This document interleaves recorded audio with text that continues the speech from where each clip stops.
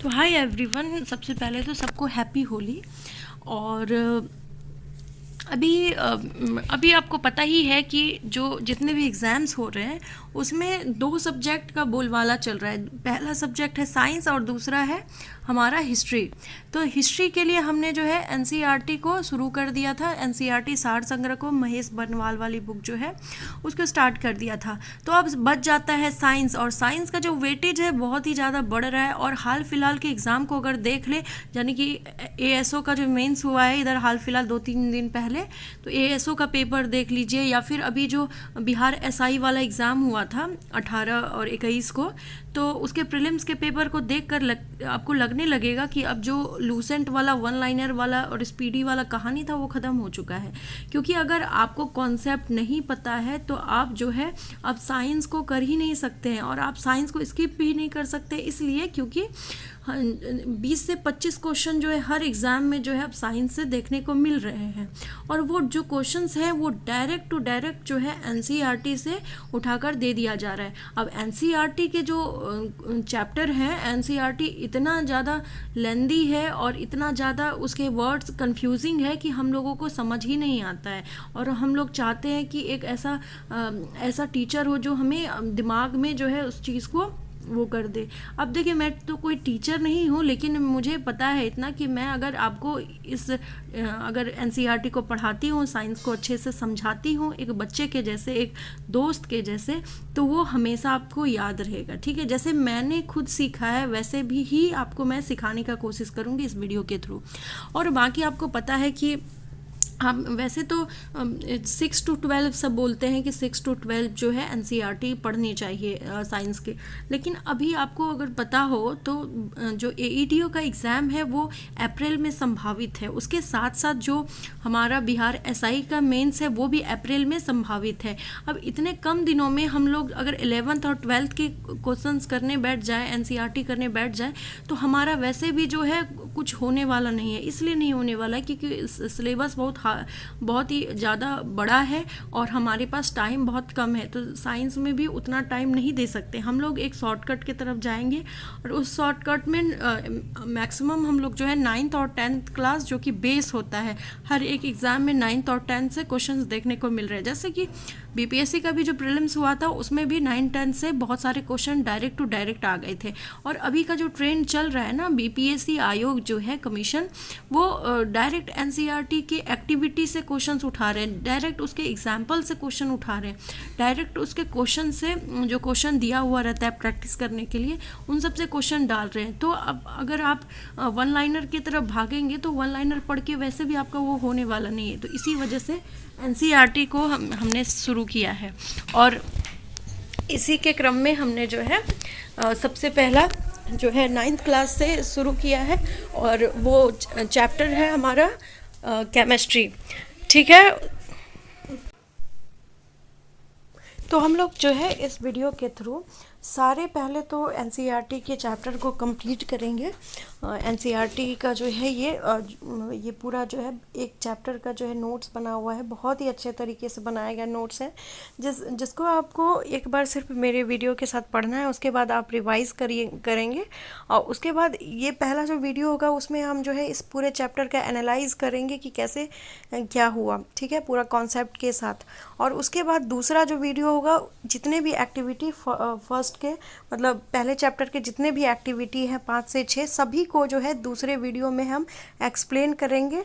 और उसके साथ साथ जितने भी चैप्टर फर्स्ट से रिलेटेड जितने भी हमारे एमसीक्यू हैं, ठीक है, एमसीक्यू जितने भी हैं क्वेश्चंस वो सारे लगाएंगे और अच्छे से लगाएंगे। तो पहले कॉन्सेप्ट बिल्डिंग करेंगे, उसके बाद दूसरी जो वीडियो आएगी इस चैप्टर की, तो उसमें हम लोग जो है जितने भी एक्टिविटी है उसको अच्छे से एक एक करके करेंगे, और उसके साथ साथ जो है हम लोग इसके एमसीक्यू प्रैक्टिस करेंगे। तो आपको इस वीडियो को देखना है, और उसके बाद जो है आपको हर एक कॉन्सेप्ट को मैं अच्छे से समझाने का कोशिश करूँगी, एक टीचर के जैसे नहीं, एक विद्यार्थी के जैसे, एक स्टूडेंट के जैसे, जैसे मैंने इसको पढ़ा है तो वैसे ही मैं। और मुझे उम्मीद है कि ये वीडियो जैसा बनेगा वो बहुत ही अच्छा बनने वाला है, और आपको हर एक चीज़ को मैं डिटेल से एनालाइज करूँगी।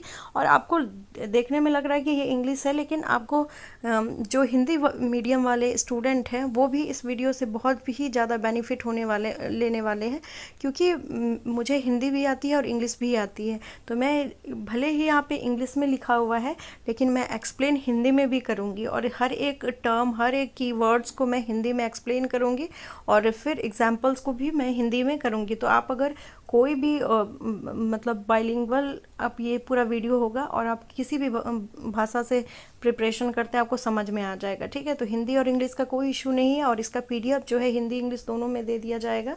तो इससे सबसे पहले इस वीडियो को बस देखना है, आंख बंद करके सुनना है कि क्या कॉन्सेप्ट है इसका। उसके बाद जो है आप खुद ही, आपको समझ में आ जाएगा। आप आर्ट्स बैकग्राउंड के भी हैं तब भी ये वीडियो आपके लिए बहुत ही ज़्यादा हेल्पफुल रहेगा, और आपको सब समझ में आ जाएगा, एकदम बच्चे के जैसे इस वीडियो में हम समझाएंगे आपको। चलिए तो स्टार्ट करते हैं। हमारा जो पहला चैप्टर है 9th क्लास के का, उसका नाम जो है वो है मैटर इन आवर सराउंडिंग।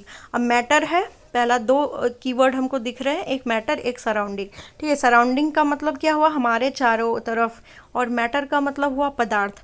अब पदार्थ और हमारे सराउंडिंग से क्या मतलब है, इसका मतलब ये हुआ कि हमारे आसपास, अगर मान लेते हैं ये हम हैं, हमारे आसपास जिसको हम अपने खुली आंखों से देख पा रहे, जहाँ तक हमारा नज़र जा रहा है, और हमारे नज़र के पार भी, दोनों तरफ पूरे सराउंडिंग में जो भी ऐसा चीज़ है, वो चीज़ अगर थोड़ा स्पेस को ऑक्यूपाई करता है, और उस चीज़ में अगर थोड़ा सा मास है।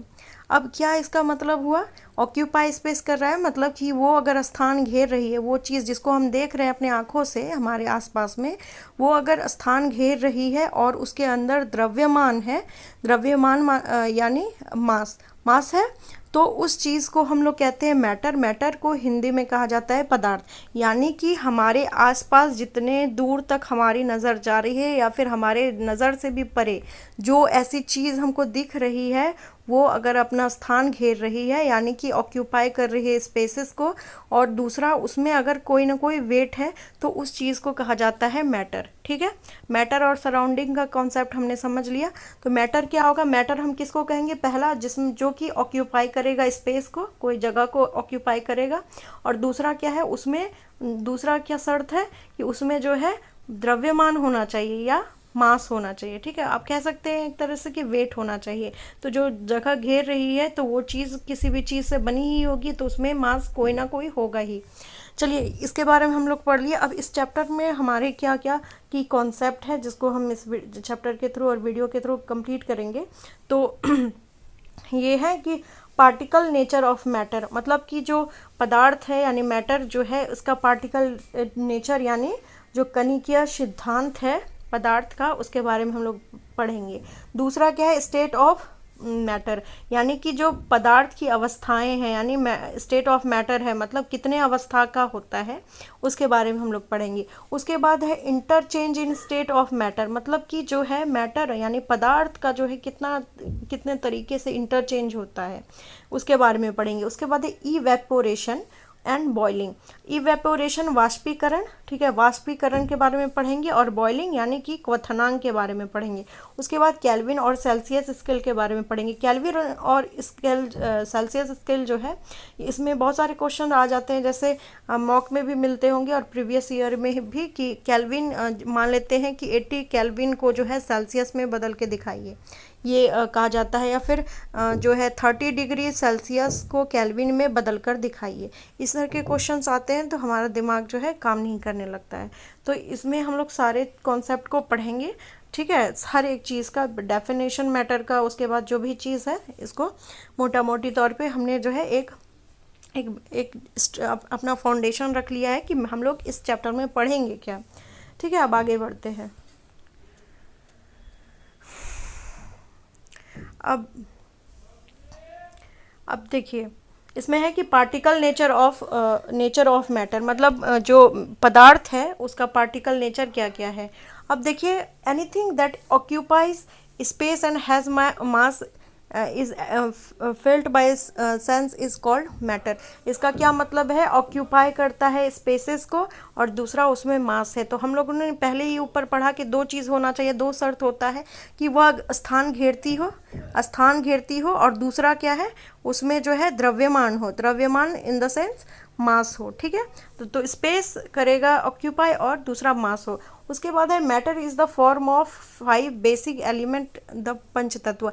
आपने सुना होगा कि भारत में बहुत सारे लोग कहते हैं कि शास्त्र कहता है कि हमारा जो शरीर है, ये जो पूरा विश्व है, ये जो हमारा इन्वायरमेंट है, वो 5 चीज़ों से यानी कि पंच तत्व से मिलकर बना है। कहते हैं ना कि हम मरने के बाद पंच तत्वों में विलीन हो जाते हैं। इस सेंस कि हमारा जो सराउंडिंग है ना, वो यही 5 तत्वों से मिलकर बना है, ठीक। और यही जो है पांचों तत्वों को जो है हम लोग क्या कह देते हैं? मैटर कह देते हैं। अब कौन कौन से 5 तत्व हैं? तो एयर हो गया, अर्थ हो गया, फायर हो गया, स्काई हो गया एंड दी वाटर हो गया। तो क्या क्या है? वायु, फिर पृथ्वी, फिर अग्नि, उसके बाद आसमान यानी आकाश, और उसके बाद वाटर यानी पानी। ये पंच तत्व हैं जिससे मिलकर जो है मैटर फॉर्म हुआ है। इसके बारे में कहा गया है कि यही एलिमेंट है मैटर को बनाने वाले। अब आगे पढ़ते हैं कि characteristics of particle of matter क्या है, यानी कि जो ये पदार्थ है, मैटर क्या है? पदार्थ का जो है पार्टिकल यानी कण, पदार्थ का कण का क्या क्या कैरेक्टरिस्टिक्स है। कैरेक्टरिस्टिक्स समझते हैं, यानी कि उसमें क्या क्या चीज़ें हैं, आप क्या करते हैं, या आपके अंदर क्या क्या खूबी है, कमी है, उसको क्या कहा जाता है? कैरेक्टरिस्टिक्स कहा जाता है, ठीक। तो उसके अंदर हम लोग जो मैटर का यानी पदार्थ का जो कण है, उसके क्या क्या गुण है, अवगुण, हर एक चीज़ के बारे में हम लोग इसमें पढ़ेंगे।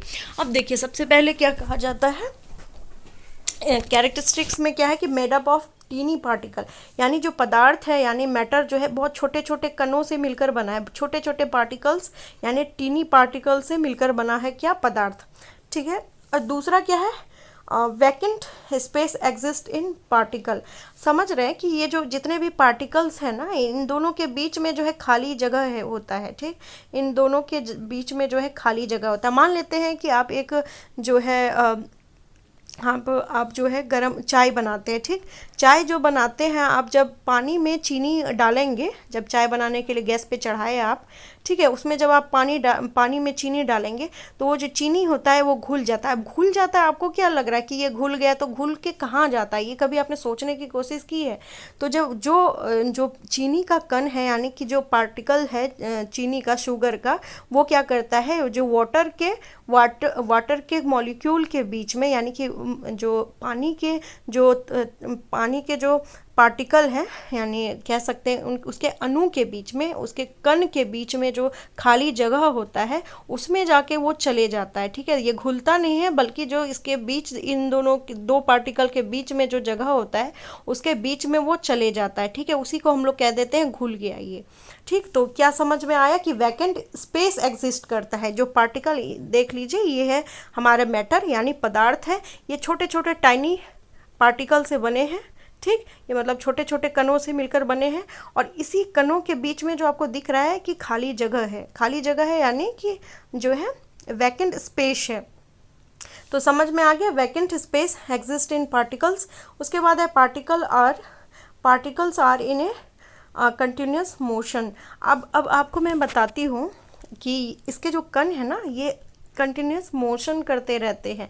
अब मान लेते हैं कि आप अगर भूखे हैं, ठीक है, भूखे आप इंसान हैं, आपको अगर 10 दिन खाना नहीं दिया जाए तो आप क्या करेंगे? आप जो है उठ भी नहीं पाएंगे, आपके अंदर मोशन लेस हो जाएगा, मतलब आप चल ही नहीं पाएंगे, ना ही आप कुछ कर पाएंगे, क्योंकि भूखे आपको एनर्जी की ज़रूरत होगी चलने के लिए या कोई भी काम करने के लिए, तो एनर्जी की ज़रूरत होगी। तो इसका मतलब क्या है? जब यहाँ पे कहा गया है कि particle in are in continuous motion, इसका मतलब है यहाँ अगर मोशन है तो इसका मतलब है पार्टिकल के अंदर जो है एनर्जी एग्जिस्ट करती है, और इसी के कारण से जो है पार्टिकल हमेशा मोशन में रहते हैं, गति में रहते हैं। अरे आपको समझाए ना कि जैसे कि आप हैं, अगर आप 10 दिन तक खाना पीना छोड़ दें या 20 दिन तक खाना पीना छोड़ दें, तो आप बेड से उठ नहीं पाएंगे, पाएंगे, आप क्या ही चल पाएंगे, क्या ही दौड़ पाएंगे। तो उसी तरह अगर आपके अंदर एनर्जी ही नहीं बचेगी तो आप में मोशन होगा, नहीं होगा मोशन।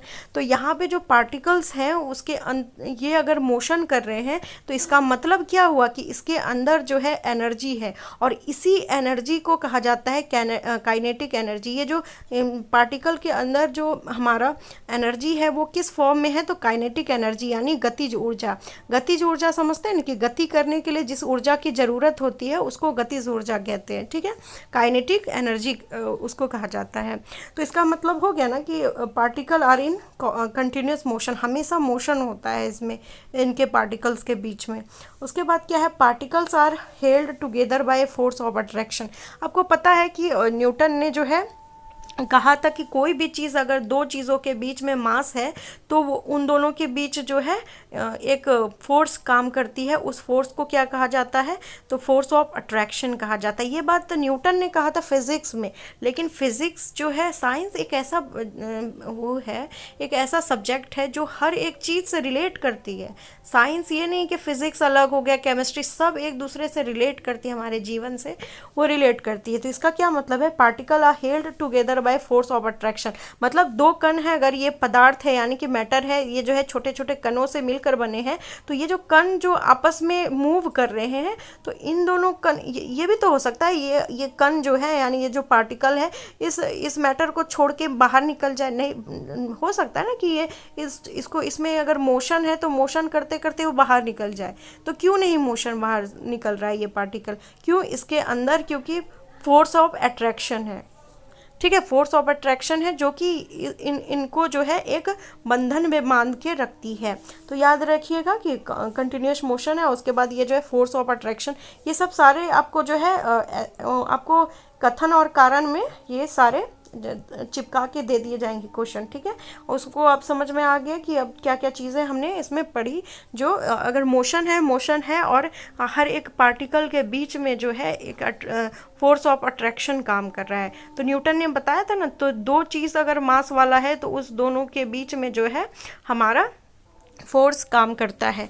अब ये हो गया, डेफिनेशन हो गया कंप्लीट। उसके बाद अब देखिए डिफाइन मैटर, अब मैटर को अब डिफाइन करने बोल रहा है, ठीक है। तो अगर आपसे पूछा जाए तो बस दो शब्द, ऑक्यूपाई स्पेस और दूसरा हैव मास। डिफाइन मैटर में बस ऑक्यूपाई स्पेस प्लस जिसमें मास हो गया डिफाइंड मैटर। उसके बाद है what happens if you put copper sulphate crystal in water. अगर आप कॉपर सल्फेट को वाटर में देते हैं तो वो पूरे तरीके से जो है घुल जाता है। अभी पढ़े ना हमने कि जो चाय पत्ती और चीनी वाला जो एग्जाम्पल पढ़े कि पानी में चीनी डालने के बाद उसके अंदर जो है वो पूरा समा जाता है। इसका मतलब क्या है, उसके कण के बीच में यानी पार्टिकल के बीच में जो खाली स्थान है, वैकेंट स्पेस है, उसमें जाकर वो चीनी जाके जम जाएगी, ठीक है, बैठ जाएगी। तो वही होगा कि कॉपर सल्फेट जो है अगर वाटर में जाएगा तो वाटर के मॉलिक्यूल के बीच में जो खाली जगह होगा यानी कि पानी के कणों के बीच में जो खाली जगह होगा उसमें जाके कॉपर सल्फेट जो कॉपर सल्फेट का क्रिस्टल है वो घुल जाएगा। इतना घुलेगा कि उसको कैसे भी आप अलग अभी नहीं कर सकते हैं, ऐसे बिना किसी केमिकल मेथड के आप उसको अलग नहीं कर सकते हैं, ठीक। ये पूरा चैप्टर का मतलब ये जो है पूरा पेज जितना भी कॉन्सेप्ट था इस यहाँ पे समझ गए। फिर आगे चलते हैं। अब जो हमारा दूसरा हेडिंग है वो है स्टेट्स ऑफ मैटर, ठीक है। तो अब एक्टिविटी के बारे में हमने देख लिया, वो जो कॉपर सल्फेट वाला जो एक्टिविटी था कि पानी में डालेंगे तो वो क्या होगा कि इतना ज़्यादा घुल जाएगा वो कि वो उसको फिर अलग करने के लिए कोई अलग से मेथड की आवश्यकता होगी, यानी कि जो वैकेंट स्पेस है उसके बीच में जाके ये घुल जाता है। कौन, कॉपर सल्फेट का क्रिस्टल, ठीक है, वाटर में। तो ये एक्टिविटी हम लोगों ने हमने देखा, ठीक है, समझ में भी आ गया वो चीज़। अगर पूछ दे क्वेश्चन में कि कॉपर सल्फेट जो है उसको पानी में डालेंगे तो क्या होगा, तो उस कॉपर सल्फेट के जो कण है वो पानी में पूरे तरीके से घुल जाएंगे, ठीक। उसके बाद है हाँ, स्टेट ऑफ मैटर यानी पदार्थ की अवस्थाएं। अब आपको पूछा जा रहा है कि जो स्टेट ऑफ मैटर यानी पदार्थ की कितनी अवस्थाएं हैं उसके बारे में। ये बहुत इंपॉर्टेंट है, इससे क्वेश्चन आए थे जो 18th में सेकेंड शिफ्ट का जो पेपर हुआ था SI का, उसमें डायरेक्ट ही इन सब पर बेस्ड क्वेश्चन आए थे। ठीक है, तो इसको अब देखते हैं किस तरह के क्वेश्चन थे। सबसे पहले क्या है कि जो स्टेट ऑफ मैटर होता है क्या होता है, based upon the particle arrangement, यानी कि जो कण है, यानी पार्टिकल क्या हो गया, कण हो गया। ठीक, कण का जो अरेंजमेंट है, यानी कि क्या कण बहुत ज़्यादा क्लोज है, क्या कण थोड़े थोड़े दूर पे है, क्या कण जो है ये एक दूसरे से इतने बहुत ज़्यादा स्पेस में दूर पर है। ये तीन अवस्थाएं आपको दिख रही है। क्या क्या हम लोगों ने तीन अवस्था देखी, तो एक तो पार्टिकल जिसमें बहुत ज़्यादा क्लोज था, यानी कण बहुत ज़्यादा सटे सटे थे। एक ऐसा जो है स्थिति जिसमें कि पार्टिकल थोड़े थोड़े दूर थे, और एक ऐसी स्थिति जिसमें कि जो और भी ज़्यादा दूर थे। ठीक, तो ये जो सटे सटे वाले एकदम पार्टिकल क्लोज हैं, तो क्लोज अगर पार्टिकल है इसका मतलब क्या है, फोर्स ऑफ अट्रैक्शन जो है इन दोनों के बीच में, दो पार्टिकल के बीच में क्या बोले थे, दो कणों के बीच में जो है फोर्स लगता है। अभी हमने पीछे पढ़ा था, तो फोर्स के कारण ही जो है एक दूसरे से ये चिपक जाते हैं। अगर ये चिपक जा रहा है, पार्टिकल एक दूसरे से चिपक जा रहा है, तो इस स्टेट को क्या कहा जाएगा, सॉलिड कहा जाएगा। ठीक है, अब ये जो पार्टिकल है ये थोड़े दूर दूर पे है, इसका मतलब क्या है, इसमें जो फोर्स ऑफ अट्रैक्शन है वो सॉलिड से थोड़ा कम है। अगर सॉलिड से थोड़ा कम है तो इसमें जो है स्पेस, देखिए इसमें ज़्यादा स्पेस है, सॉलिड में कम स्पेस है।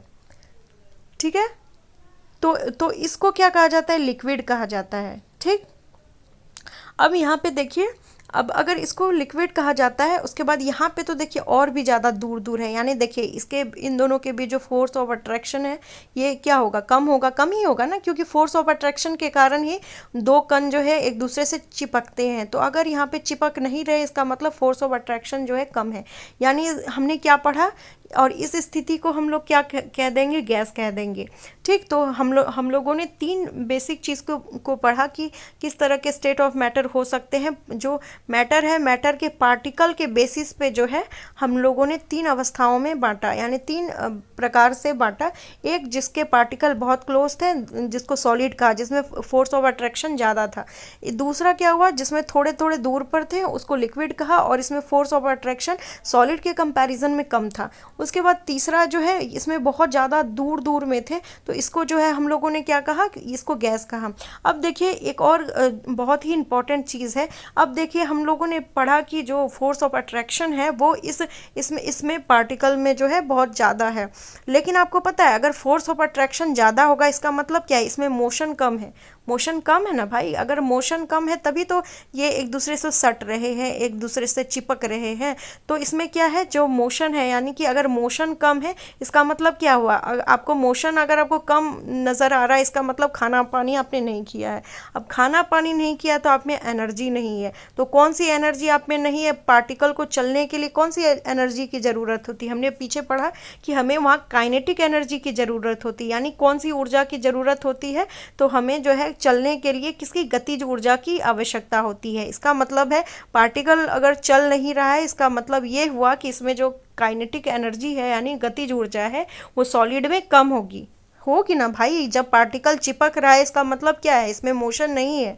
मोशन होता तो ये भाग जाती ना भाई, अगर नहीं ये भाग रही है, इसका मतलब है फोर्स ऑफ अट्रैक्शन ज़्यादा है, और फोर्स ऑफ अट्रैक्शन ज़्यादा है तो इसके अंदर अब एनर्जी ही नहीं बची है कि ये मूव कर सके। इसी वजह से ये सब क्लोज आ जाती है। तो सॉलिड का जो गतिज ऊर्जा होता है, सॉलिड के कणों का, ठीक है, जो सॉलिड के पार्टिकल होता है उसका जो काइनेटिक एनर्जी होता है वो कम होता है। अब इसी के वाइस वर्सा आप समझ लीजिए कि इसमें लिक्विड में जो है थोड़ा ज़्यादा होगा काइनेटिक एनर्जी, क्योंकि ये जो है एक दूसरे से दूर भाग रहे हैं, यानी कि गति कर रहे हैं, निरंतर जो है इसमें मूवमेंट हो रहा है, तो ये दूर है इसके पार्टिकल। तो इसमें जो काइनेटिक एनर्जी होगी वो सॉलिड के कंपैरिजन में थोड़ी ज़्यादा है। लेकिन अगर गैस के स्टेट को देखते हैं, इसमें देखिए कितना ज़्यादा दूर दूर पर है छेड़े हुए।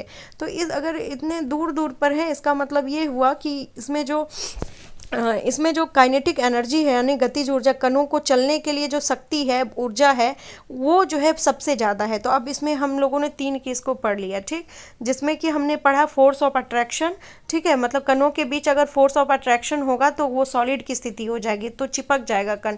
उसके बाद जो है अगर थोड़ा सा फोर्स ऑफ अट्रैक्शन कम हुआ तो वो लिक्विड बनेगा, ठीक, और अगर फोर्स ऑफ अट्रैक्शन जो है बहुत कम हुआ तो वो फिर गैस बन जाएगी, इसके कण जो है बहुत बहुत दूर दूर एक दूसरे से मूव कर जाएंगे और इसकी जो है काइनेटिक एनर्जी सबसे ज़्यादा होगी। तो अगर पूछा जाए कि कौन सी अवस्था पदार्थ की, कौन सी अवस्था की, कौन से स्टेट ऑफ मैटर की जो गतिज ऊर्जा होती है यानी कि जो काइनेटिक एनर्जी होगी वो सबसे ज़्यादा होगी, तो गैस की होगी, याद रखिएगा। उसके बाद है बेस्ड अपॉन पार्टिकल अरेंजमेंट हो गया। उसके बाद है जो एनर्जी है based upon energy of particle, हमने देख लिया। इस चीज़ को भी देखा ना भाई कि एनर्जी के हिसाब से भी हमने जो है बांटा कि एनर्जी सबसे ज़्यादा मतलब काइनेटिक एनर्जी किस प्रकार की एनर्जी होगी कणों के बीच यानी पार्टिकल के बीच। तो वही काइनेटिक एनर्जी के बारे में हमने पढ़ा कि पार्टिकल जो है काइनेटिक एनर्जी। उसके बाद है based upon distance between particles. आपने देखा ही ना कि ये डिस्टेंस बिटवीन पार्टिकल कैसा है। तो यानी अगर सॉलिड में देखा जाए तो वो थोड़ा सा जो है क्लोज है, मतलब डिस्टेंस एकदम 0 के बराबर है, ठीक है। सॉलिड में एकदम कम, बहुत कम है। लिक्विड में थोड़ा सा जो है पार्टिकल का डिस्टेंस, मतलब आप समझ रहे हैं ना, दो पार्टिकल के बीच में डिस्टेंस के बारे में ही पूछ रहा है। तो सॉलिड में क्या होगा, बहुत चिपके हैं तो बहुत कम होगा, फिर लिक्विड में थोड़ा ज़्यादा होगा और जो गैस होगा उसमें तो बहुत ही ज़्यादा होगा, ठीक। तो ये तीनों चीज़ हम लोगों ने पढ़ लिया। उसके बाद क्या होता है, जैसे जैसे ही आगे हमारी कहानी बढ़ती है वैसे वैसे एंट्री होती है सॉलिड के दो और अवस्थाओं की, यानी मैटर के यानी पदार्थ के दो और अवस्थाओं की, जिनको कहा जाता है चौथा अवस्था जो है यानी चौथा जो स्टेज है वो है प्लाज्मा, और फिर जो पांचवा अवस्था है वो है बोस आइंस्टाइन कंडेंसेट। अब देखिए ये बोस आइंस्टाइन जो हमारे मतलब ये जो बोस थे ये हमारे जो है भारत के ही थे, और आइंस्टाइन को कौन नहीं जानता है। इन दोनों ने मिलकर जो है इसके कॉन्सेप्ट को दिया था। क्या अब देखिए सॉलिड लिक्विड गैस तो हम लोग देखते ही हैं, लेकिन एक ऐसी भी तो अवस्था होती है जब बहुत ही ज़्यादा, अगर बहुत ही ज़्यादा हीट दे दिया जाए, बहुत ही ज़्यादा प्रेशर दे दिया जाए, तो एक मान लेते हैं कि बहुत ही ज़्यादा किसी भी गैस है, ठीक है, गैस को बहुत ही ज़्यादा दाब दे, मतलब उसको बहुत कंप्रेस करे और बहुत ही ज़्यादा हीट दे दे, तो एक ऐसी अवस्था होगी ना जब पूरा एकदम लाल एकदम तप्त हो जाएगा, यानी बहुत हीट करके जो है वो चमकने लगेगा वो स्टेज, ठीक है, वो चीज़ चमकने लगेगा, हीट पे हीट दिए जा रहे हैं। आप देखेंगे कि जब सोना का आप इयरिंग बनाने जाते होंगे सोनार के पास, तो देखेंगे होंगे कि जब सोने पर बहुत ही ज़्यादा हीट दिया जाता है एक ऐसी लिक्विड टाइप की स्टेट में आ जाता है कि वो पूरा एकदम ना वो लिक्विड रहता है, ना वो गैस रहता है, ना वो सॉलिड रहता है, एकदम विचित्र प्रकार के तरह दिखने लगता है, एकदम बहुत ना गाढ़ा होता है ना जो है विस्कस होता है, एकदम बहुत अलग तरीके से दिखने लगता है, एकदम चमकने लगता है। तो उसी स्टेज को कहा जाता है प्लाज्मा स्टेट, जहाँ पे क्या होता है हीट और प्रेशर जो है वो हाई रहेगा, ठीक। यानी कि इसमें आयन को जो है इसमें आयोनाइज्ड किया जाता है, गैस को आयोनाइज्ड करके जो है इस अवस्था को बनाया जाता है। अब जो हमें जो सूरज सब में दिखता है स्टेट, वो जो है प्लाज्मा का ही एग्जाम्पल है, ठीक है। अब है बोस आइंस्टाइन कंडेंसेट। ये क्या होता है, यहाँ पे आपने देखा था कि उच्चतम ताप और दाब था, और यहाँ पर क्या होगा कि यहाँ पर निम्नतर ताप और दाब दोनों ही होगा। अगर इसमें बहुत कम टेम्परेचर और बहुत कम प्रेशर कर दिया जाए तो एक ऐसी अवस्था का निर्माण होगा जो कि बोस आइंस्टाइन कंडेंसेट उस अवस्था को कहा जाएगा। तो याद रखिएगा, जो हम लोगों ने 5 अवस्था पढ़ी, जनरली 3 अवस्था होती है, लेकिन फिर बाद में जाके 2 अवस्थाओं को भी सामने आया, जिसमें से कि एक है प्लाज्मा जो कि चौथी अवस्था है, जिसमें प्रेशर और जो हीट है वो ज़्यादा होगी, यानी कि जो ताप है और दाब है वो ज़्यादा होगी। और बोस आइंस्टाइन कंडेंसेट जिसमें जो है प्रेशर और टेम्परेचर कम होगा, इसको क्रायोजेनिक भी कहा जाता है इस अवस्था को। आपको मतलब ये चीज़ याद रखना है, क्योंकि ये जो 1275 का मेंस हुआ था बिहार दरोगा का, उसमें इस बोस आइंस्टाइन कंडेंसेट यानी कि BEC से जो है क्वेश्चन पूछा था कि इस अवस्था में जो है पदार्थ में क्या होता है। तो स्टेटमेंट था कि उसमें जो है तापमान कम होगा, फिर हीट ज़्यादा होगा, इस तरह करके जो है बनाया गया था। तो इसमें आपको याद रखना है कि इसमें जो टेम्परेचर होगा ये भी कम होगा, प्रेशर जो होगा वो भी कम होगा, ठीक है। चलिए अब आगे बढ़ते हैं। यहाँ पे सब कुछ दिखाया गया है सॉलिड, ठीक, ये है लिक्विड, ये है गैस। देखिए जो मॉलिक्यूल है यानी पार्टिकल है, इनके बीच में बहुत कम जगह है, ठीक। तो इसका मतलब क्या, फोर्स ऑफ अट्रैक्शन जो है इसमें ज़्यादा होगा तभी ना एक दूसरे से सटा है। देखिए इसमें थोड़ा थोड़ा स्पेस ज़्यादा है लिक्विड के कंपैरिजन में, तो ये लिक्विड है। उसके बाद गैस में देखिए बहुत ज़्यादा ये फ्री है, इसका मतलब मोशन इसमें जो है यानी एनर्जी जो है, काइनेटिक एनर्जी ज़्यादा है, स्पेस इसमें जो है स्पेस ज़्यादा है, इसका मतलब अट्रैक्शन जो है, फोर्स ऑफ अट्रैक्शन वो कम होगा। ठीक है, अब इसमें देखिए क्या क्या इसके गुण हैं, यानी सॉलिड लिक्विड गैस के क्या क्या गुण हैं, इसके प्रॉपर्टीज़ क्या क्या है, इसके बारे में हम पढ़ते हैं। हिंदी में सॉलिड और लिक्विड और गैस को तो नॉर्मल बात है कि इसको कहा जाता है ठोस और इसको कहा जाता है द्रव्य और इसको कहा जाता है गैस, तो इतना तो कॉमन सी बात है। और हिंदी इंग्लिश का कोई इशू नहीं आएगा, आप एक बार वीडियो को देखिए आपको हर एक चीज़ को समझ में आएगा। हिंदी इंग्लिश कोई बैरियर है ही नहीं, हमको दोनों ही सब्जेक्ट समझ में आता है, इंग्लिश हिंदी किसी भी भाषा में हमको बस हमको समझ आ जाना चाहिए, फिर आपको भी समझ आ जाएगा। ठीक है, तो फिक्स्ड शेप एंड डेफिनिट जो वॉल्यूम होता है, इसका मतलब क्या है। अब देखिए, अब कोई जब इसमें अगर मूवमेंट हो ही नहीं रहा है, तो ये अगर इसमें मूवमेंट होता ही नहीं है, बहुत कम इसमें मूवमेंट है, तो आपको लगता है कि अगर इसको एक बर्तन में रखा जाए तो आपको लगता है ये कभी उठ के भागेगा या फिर ये जो है इसके पार्टिकल कहीं भी जाके उड़ के निकल जाएंगे, नहीं निकलेंगे ना। इसी वजह से इसका जो शेप है वो एकदम फिक्स्ड है, मतलब जैसा है वैसा ही रहेगा। ठीक, और इसके जो है वॉल्यूम भी डेफिनिट है। वॉल्यूम समझ रहे हैं ना, कि इसको जिस चीज़ में रखेंगे उसका उतना ही जगह वो घेरेगी। ठीक है, उतना ही जगह घेरेगी जहाँ पे रखा है, और पार्टिकल जब चल नहीं रहा है तो इसमें जब मोशन नहीं हो रहा है तो इधर उधर जाने की भी कोई संभावना है, मतलब कि इसका जो शेप है, मतलब जो आकार है, और इसकी जो आकृति है यानी कि आयतन है, इसकी आकार और आकृति भी सेम है, और सेम मतलब डेफिनिट रहेगी, बदल नहीं सकती है। और इसका वॉल्यूम जो है यानी आयतन जो है वो भी समान ही रहेगी, यानी डेफिनिट ही रहेगी। उसके बाद लिक्विड है तो लिक्विड में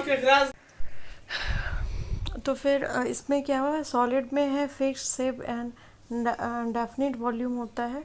उसके बाद जो इंटर पार्टिकल डिस्टेंस है वो स्मॉल होगा, इसको पहले ही एक्सप्लेन कर चुके हैं कि जो हमारे मतलब अंतर आणविक स्थान जो होता है, यानी कि दो कणों के बीच में जो जगह होता है वो कम होता है सॉलिड में। उसके बाद क्या है, इनकम्प्रेसिबल, यानी कि जो है ये इसको कितना भी दाबेंगे, अगर आप सॉलिड को मान लेते हैं ये इतना बड़ा अगर टेबल है आपका, टेबल लकड़ी का, उसको अगर वो एक सॉलिड है, इसको अगर आप दबाते हैं अपने हाथों से तो कोई असर इस पे होगा, यानी कि ये जो है इनकम्प्रेसिबल है, यानी ये कंप्रेस नहीं हो सकता, यानी दबाव इसमें जो डालने पर भी जो है असंभव है कि ये पूरा ये अगर अपना शेप बदलेगा या कुछ होगा। ठीक है, यानी कि ये दबाव विहीन है, यानी इसमें जो है जल्दी ये अपना इस पे मतलब जगह या फिर अपने साइज को शेप को चेंज नहीं करेगा, यानी ये दबेगा नहीं, ये एक चीज़ कह सकते हैं। दूसरा चीज़ क्या है, दूसरा क्योंकि आपको पता ही है कि इनके बीच में फोर्स ऑफ अट्रैक्शन कितना ज़्यादा होता है और कण कितने ये जो है सटे हैं, इसी वजह से ये ठोस है। ठीक है, इसको दाब नहीं सकते हैं जल्दी। उसके बाद है high density and do not diffuse.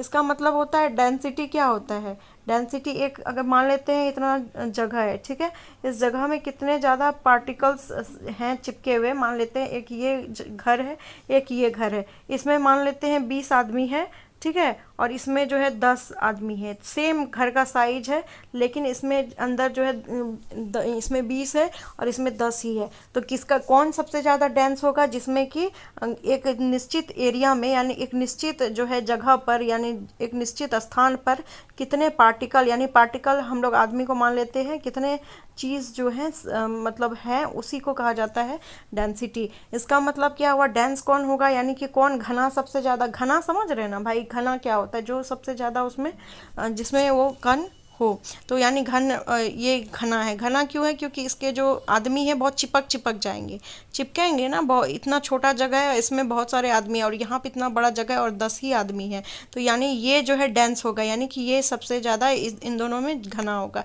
तो ये चीज़ याद रखिएगा, क्योंकि यहाँ देखिए पार्टिकल कितना सटे है, यहाँ पे अगर आप गिनते हैं इसमें लिक्विड और सॉलिड में गिनते हैं, देखिए इतने छोटे से जगह पर कितने सारे पार्टिकल आ गए, लेकिन इसमें देखिए कि इतना बड़ा जगह भी है और पार्टिकल भी कम है, जगह भी खाली है। तो मतलब ये जो है इसी वजह से डेंस होगा। डेंस मतलब बहुत ही ज़्यादा ये घना होगा। अब घने चीज़ को हटाने के लिए जो है फ्यूज़न भी बहुत ज़्यादा, मतलब बहुत ताकत लगेगा इन सबको हटाने के लिए, क्योंकि ये फोर्स ऑफ अट्रैक्शन इसमें ज़्यादा है। ठीक है, उसके बाद आगे है उसके बाद क्या है, inter particle force of attraction are stronger. 50 बार यही बात को लिखा हुआ है कि जो इंटर मॉलिक्यूलर स्पेसेस हैं और अट्रैक्शन फोर्स जो है इन पार्टिकल के बीच में वो स्ट्रॉन्गेस्ट है। ठीक, मतलब बहुत मजबूत है। उसके बाद है constituent particle are very closely packed. समझ में आ ही रहा ना कि ये दोनों जो कण हैं यानी कि जो पार्टिकल हैं बहुत चिपके चिपके हैं। तो इसका मतलब क्या है, बहुत क्लोजली पैक्ड है, यानी बहुत क्लोज है एक दूसरे को। क्यों, फोर्स ऑफ अट्रैक्शन इसमें ज़्यादा है। तो ठीक है, इनके बारे में हम पढ़ लिए। अब जो है लिक्विड के बारे में पढ़ते हैं। नॉट फिक्स्ड शेप होता है। ठीक, क्योंकि शेप इसका फिक्स थोड़ी हो सकता है, इसमें मूवमेंट बराबर होते रहेगा। इसमें जो है इसमें मूवमेंट होते रहेगा, क्योंकि देखिए स्पेस इसमें ज़्यादा है और इससे ज़्यादा इसमें काइनेटिक एनर्जी है। अब काइनेटिक एनर्जी है, इसका मतलब मूव करेगा, ये सब मूव करते रहेगा। तो इसका जो है शेप फिक्स नहीं है। देख रहे हैं कि इधर इधर खाली है, फिर एक इसकी, आपको लग रहा है इसमें आकृति कोई बन सकती है, क्योंकि इन दोनों के बीच कहीं ज़्यादा स्पेस है, कहीं कम स्पेस है। तो इस तरह से जो है इसका शेप जो है वो फिक्स नहीं है। लेकिन देखिए शेप भले ही फिक्स नहीं है, लेकिन इसका वॉल्यूम फिक्स है। यानी आप देख लीजिए, एक पानी जो है, पानी को आप कोई आकृति है, पानी का कोई आकृति है, आप क्या पानी को बोल सकते हैं कि वो जो है वो एक इस तरह की आकृति का है या इस तरह पानी दिखता है? पानी मीन्स पानी। तो आप पानी का आकृति आप नहीं बता सकते। टेबल का आकृति बस बता सकते हैं, इतना फीट लंबा है, इतना फीट चौड़ा है। ठीक है, इसकी लेंथ, इसकी ब्रेथ सब कुछ बता सकते हैं, लेकिन पानी का कुछ आपको दिखेगा? आपको पानी का कुछ आप नहीं बदल सकते। जिस तरह से आप मोड़ेंगे उसी धारा में वो प्रवाहित हो जाएगी। नाली से भी बह जाएगी, तो फिर बड़े से नाले से भी वो बह जाएगा पानी। तो इसका कोई शेप नहीं है। ठीक, अब शेप नहीं है, इसका मतलब क्या हुआ, शेप अगर इसका फिक्स नहीं है। ठीक, उसके बाद दूसरा क्या है, वॉल्यूम। लेकिन इसका जो है फिक्स्ड वॉल्यूम है। अब वॉल्यूम फिक्स्ड है मतलब देखिए, अब मान लेते हैं 1 लीटर दूध है। ठीक, अब 1 लीटर दूध को आप अगर बड़े से बाल्टीन में भी रखेंगे ना, तो अगर बड़े से बाल्टीन में ही रखेंगे, तो अगर 1 केजी का दूध है हमारा, तो वो बाल्टीन के उतने जगह को ही छेकेगा जितना 1 केजी उसका छेक सकता है। ठीक है, उतने ही जगह को ऑक्यूपाई करेगा। मान लेते हैं, अब देखिए एक और एग्जाम्पल आपको देते हैं। एग्जाम्पल ये है कि आप मान लेते हैं कि आपके पास 1 केजी दूध है। ठीक है, 1 केजी दूध है आपके पास, और आपके पास जो है आधा केजी दूध, और मतलब दूध को गर्म करने वाला जो है पतीला है। अब आधा केजी दूध को गर्म करने वाला पतीला है, तो आप क्या करिएगा कि अगर 1 केजी वाला दूध को जो है इसमें पतीले में डालेंगे तो आधा केजी तक तो भर जाएगा, लेकिन आधा केजी और क्या होगा, बाहर निकल जाएगा। इसलिए क्योंकि इसका जो है वॉल्यूम से, मतलब वॉल्यूम इसका फिक्स है। मतलब आधा किलो के पतीले में आप आधा किलो ही पानी डाल सकते हैं। ये नहीं कि आप आधा किलो का पतीला लिए और इसमें जो है आप 1 केजी का दूध गर्म कर लेंगे, नहीं हो सकता है, क्योंकि इसका वॉल्यूम जो है सेव है, फिक्स है। मतलब इसका फिक्स वॉल्यूम में ही ये आ सकता है। ठीक, तो इतना समझ में आ गया। इंटर पार्टिकल जो डिस्टेंस है, यानी इन दोनों के बीच डिस्टेंस जो है थोड़ा सा लार्जर है, किसके कंपैरिजन में, सॉलिड के कंपैरिजन में। ठीक, उसके बाद है ऑलमोस्ट इन कॉम्प्रिसिएबल। अब ये सोचते हैं आप, कभी पानी पे दबाव लगा सकते हैं आप? अगर हाथ से अगर चाहेंगे कि पानी, मान लीजिए इसमें पानी रखा हुआ है हौद में अगर आप हाथ से अपना दबाएंगे तो दबेगा भाई, कभी पानी दब सकता है। पानी को दबाए ना दबाए क्या फ़र्क पड़ता है, दोनों तो सेम ही स्टेज है। तो इसको भी जो है दबा नहीं सकते हैं। ठीक, उसके बाद ऑलमोस्ट मतलब नहीं के बराबर, density is lower than the solid and diffusion.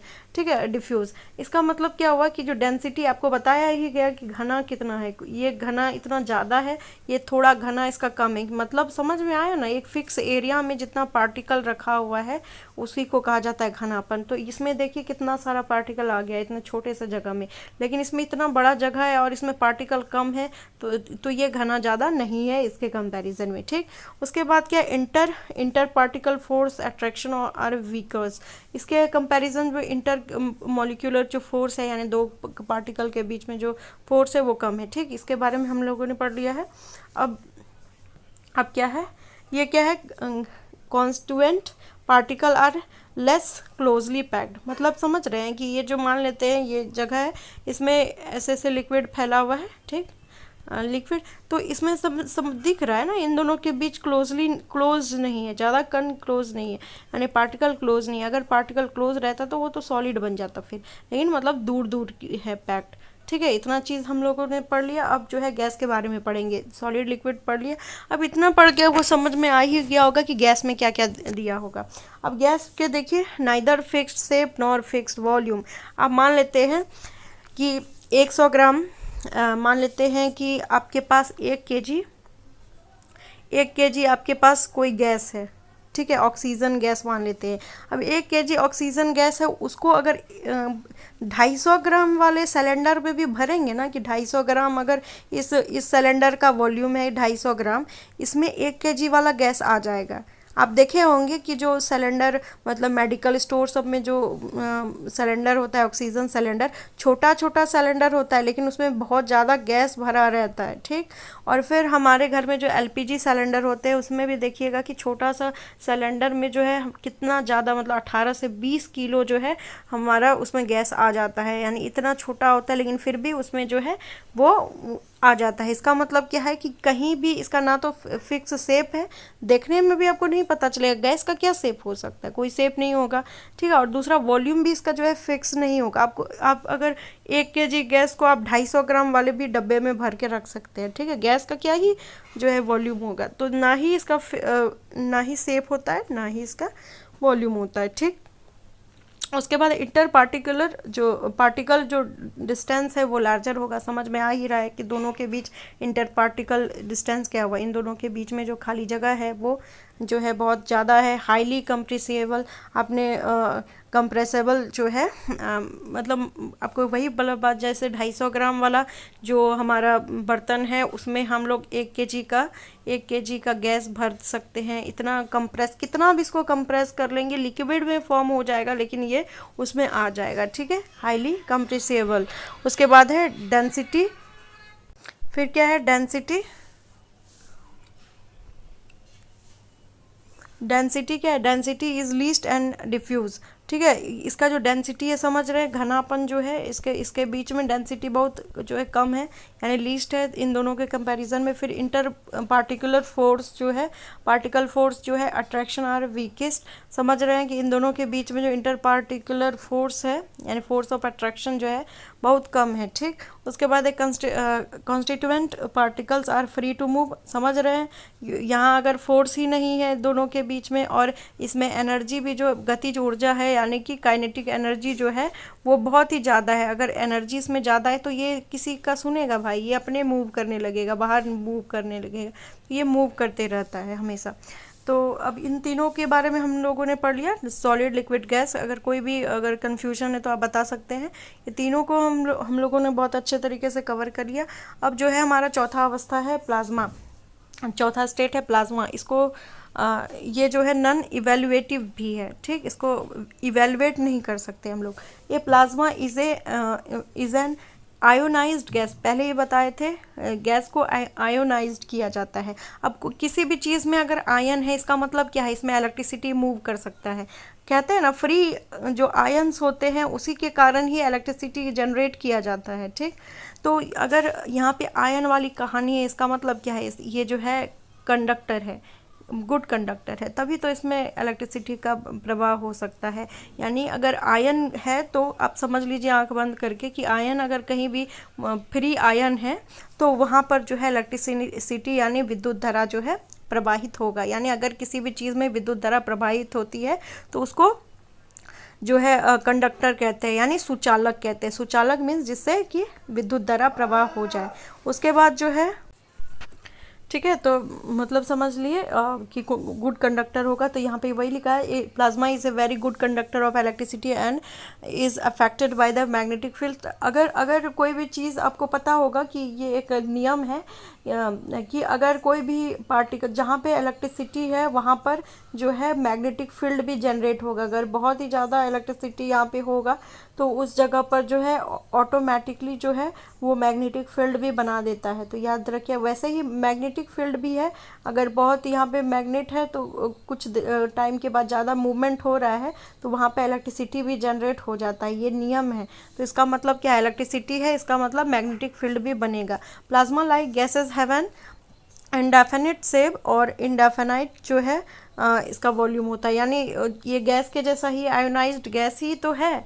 तो इसका मतलब ना ही इसमें जो है शेप होगा इसका, ना ही कोई इसका साइज होगा, ना ही इसका कुछ वॉल्यूम होगा। ठीक, याद रखिएगा। उसके बाद है पांचवी अवस्था बी, बोस आइंस्टाइन कंडेंसेट। ठीक, ये भी है नॉन इवेल्युएटिव। ठीक है, ABES इसको शॉर्ट फॉर्म में कहा जाता है। इसे state of matter that can arise at very low temperature. हमने बताया कि वेरी लो टेम्परेचर और बहुत ही कम प्रेशर पे भी ये जो है BEC स्टेट बन जाता है। उसके बाद है the scientist who worked with the Bose-Einstein condensate received a Nobel Prize in their work in 1995।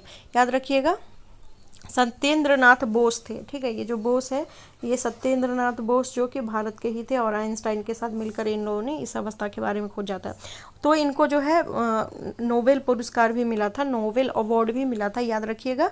ठीक, नोबेल अवार्ड कब मिला था ये भी क्वेश्चन आता है, तो 1995 में मिला था। उसके बाद है the BES is all about molecules that are really close to each other even closer than the atoms in solid.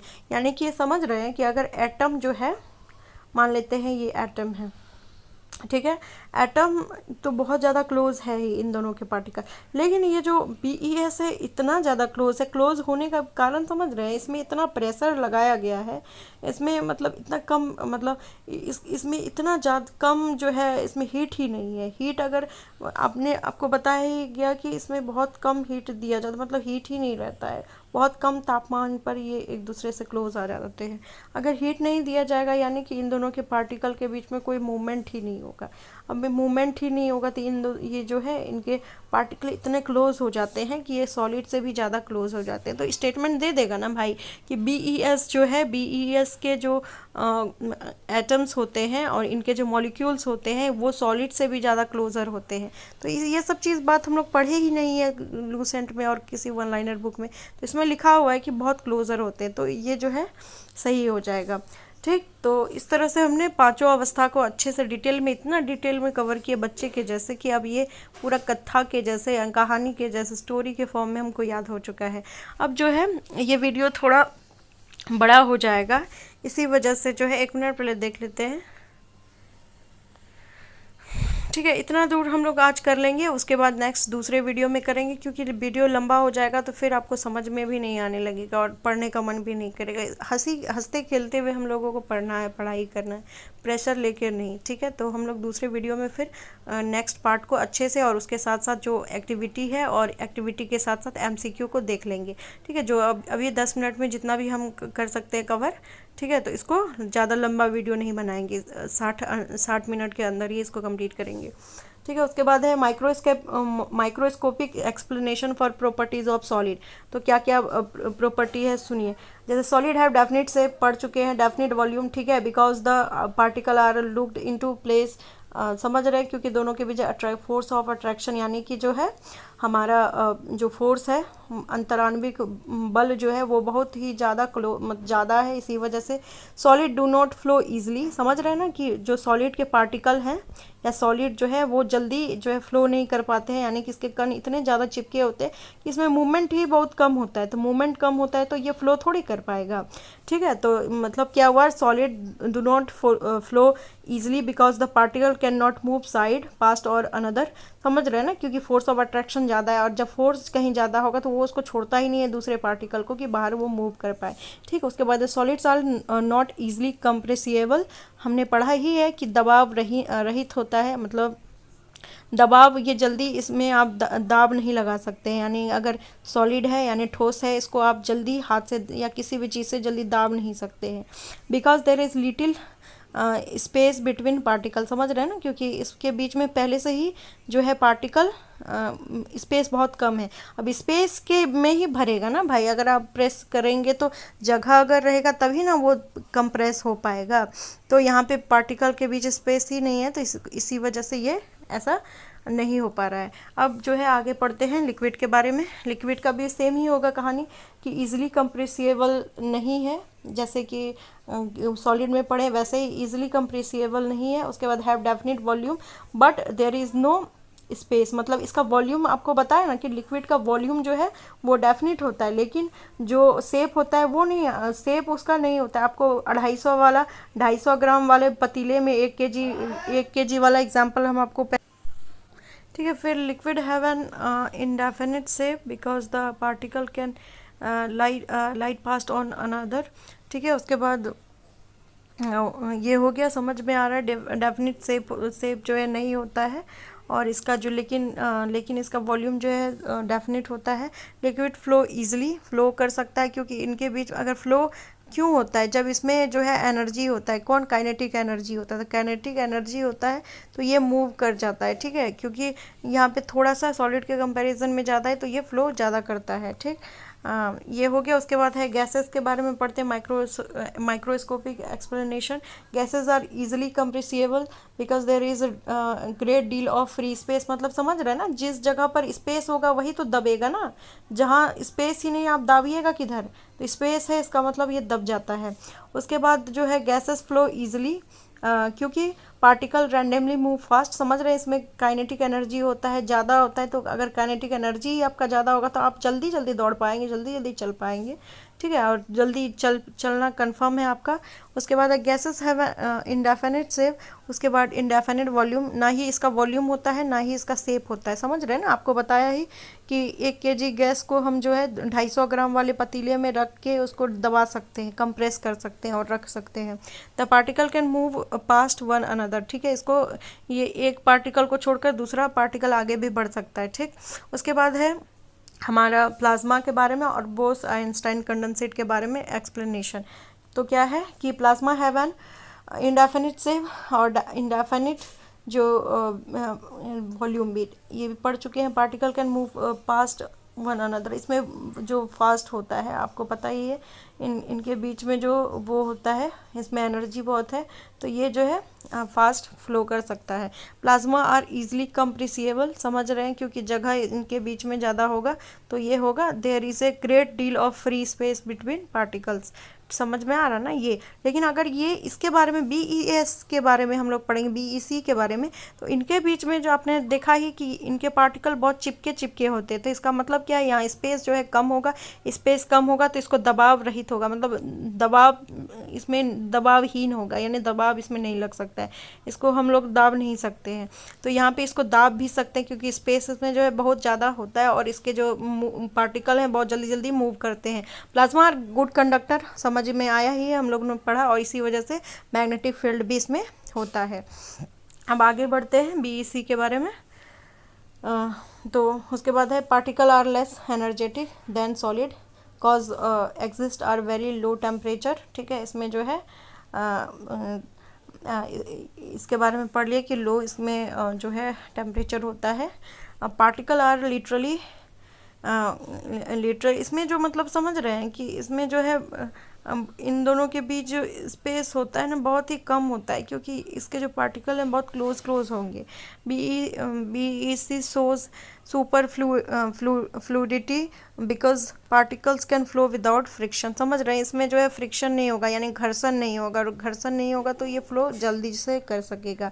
आपको बताया ही गया कि इनके बीच में जो है स्पेस बहुत जो है, मतलब इसमें जो एनर्जी है ना बहुत ही ज़्यादा होती है, तो एनर्जी अगर ज़्यादा है तो उसके बाद जो है ये लोग थोड़े थोड़े फ्लो ज़्यादा कर, मतलब फ्लूइड होते हैं, फ्लूइड स्टेट में आ जाते हैं, तो ये लोग फ्लो कर सकते हैं, ठीक। अब आगे बढ़ते हैं। इस तरह हमने जो है हर एक चीज़ को अच्छे से कवर कर लिया। अब जो है इसके क्वेश्चंस जैसे है, जैसे a substance has definite volume but no definite shape, कौन हो सकता है, लिक्विड हो सकता है ना, ठीक है। उसके बाद arrange the following, arrange arrange the following substances in increasing order of force of attraction between the particles। तो सबसे ज़्यादा फोर्स ऑफ अट्रैक्शन किस में होगा? सॉलिड में। सॉलिड क्या है इन तीनों में? तो ये सॉल्ट है। उसके बाद क्या किस में होगा? लिक्विड में। तो लिक्विड क्या है? मिल्क है। उसके बाद किस में होगा? गैस में। तो ये गैस, मतलब ये पहले होगा, उसके बाद ये, फिर ये होगा। ठीक, उसके बाद देखिए तीसरे नंबर क्वेश्चन क्या है? तीसरे number question, A substances has neither a fixed shape nor a fixed volume, state whether it is solid, liquid और गैस। तो गैस ना होगा, ना इसका शेप है ना कोई वॉल्यूम है। ठीक है, the melting point of A substances is below the room temperature, predict it's physical state. ठीक है, तो इसके बारे में जो है पूरा ये प्लाज्मा स्टेट आप कह सकते हैं इसको। तो इसको कंप्लीट, ये पूरा कंप्लीट हो चुका है। अब आगे के वीडियो में हम लोग interchange in the state of matter को कंप्लीट करेंगे और उसके साथ साथ जितने भी एक्टिविटी इस चैप्टर में दिए हुए हैं उसको सबको कंप्लीट करेंगे। आई होप कि ये वीडियो अच्छा लगा हो। और दूसरे में हम जो है पूरा इसका एक्टिविटी और उसके साथ साथ MCQ प्रैक्टिस कर लेंगे और 1 घंटे में फिर उसको भी कंप्लीट कर लेंगे, क्योंकि ये वीडियो बहुत लंबा हो चुका है तो ज़्यादा लंबा हम वीडियो नहीं देना चाहते, इसी वजह से इस वीडियो को एंड कर रहे हैं। और फिर नेक्स्ट पार्ट में यानी दूसरे पार्ट में हम लोग इसका हर एक चीज़ को देख लेंगे। आई होप कि ये वीडियो अच्छा लगा होगा। कैसा लगा आप लोग बताएंगे इसके बारे में, और किसी भी चीज़ में अगर दिक्कत हुई हो तो आप उसको भी बताने का कोशिश कमेंट के माध्यम से करेंगे, सो दैट कि मैं इसमें थोड़ा चेंजेस ला सकूं। आज थोड़ा सा लेट हुआ, इसका कारण ये था कि मैं मेरा ये फर्स्ट लेक्चर था इस चीज़ का, तो मैं थोड़ा सा मतलब बहुत बच्चे तरीके से समझा रही थी। बच्चे को जैसे समझाया जाता है, जैसे मैंने खुद भी समझा था वैसे ही मैंने बहुत ज़्यादा समझाने को प्रीफर दिया, तो इसी वजह से थोड़ा लेट हो गया। बाकी जो भी अगर गलती हुई हो तो आप बता सकते हैं कि अगर मैंने कुछ गलत बढ़ाया हो या फिर कुछ बताया हो समझाने में, तो वो चीज़ आप कर सकते हैं। बाकी बाय। हाँ, आगे भी नेक्स्ट ये जो सीरीज़ है कंटिन्यू रहेगा और 9th और 10th दोनों ही मैं पूरा कंप्लीट करा दूंगी 10 दिन के अंदर में, इतने अच्छे तरीके से कि इसका एक भी क्वेश्चन आपसे नहीं छूटेगा। ठीक है, इतना मेरा प्रॉमिस है। चलिए बाय। तब तक अपना पढ़ाई कंटिन्यू रखिए और अच्छे से पढ़ते रहिए। चलिए बाय।